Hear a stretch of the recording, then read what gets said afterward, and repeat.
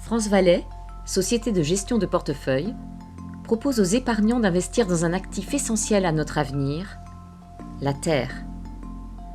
L'investissement foncier est ancestral. Il est agricole, viticole ou forestier. Le patrimoine forestier est un bien précieux. Les forêts sont cruciales pour notre climat et abritent la moitié de la biodiversité terrestre. On ne possède pas une forêt pour soi, on en est dépositaire pour les générations futures. Un chêne ne se récolte pas avant 120 ans. Les revenus d'aujourd'hui sont le fruit de l'entretien des précédents propriétaires. Les suivants vivront de nos propres investissements.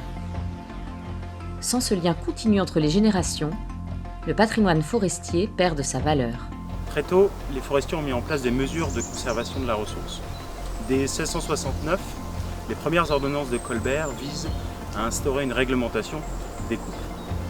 Encore aujourd'hui, et à l'encontre des idées reçues, la forêt progresse tous les ans, elle gagne du terrain à un rythme de 0,7% par an. Aussi, son stock de bois augmente puisqu'on ne prélève pas la totalité de l'accroissement annuel. Pour imager ce propos, si on récoltait la totalité de cet accroissement, cela permettrait de répondre à 50% des besoins en fioul domestique.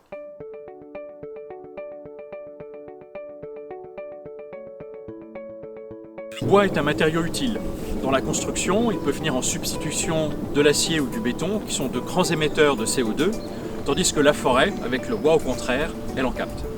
Par ailleurs, la filière bois, c'est 400 000 emplois. C'est plus que l'industrie automobile ou que l'aéronautique. Donc on voit que la forêt est multi-usage. Elle a un usage d'agrément, de loisirs, de chasse, également, elle est importante pour l'environnement et la biodiversité, et également pour notre économie. Et c'est cet ensemble qui la rend indispensable et qui fait qu'à notre sens, sur le long terme, les investisseurs peuvent potentiellement réaliser une plus-value.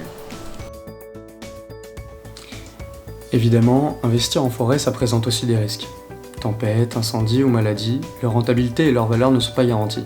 Mais investir en forêt, c'est concret, c'est utile et potentiellement performant.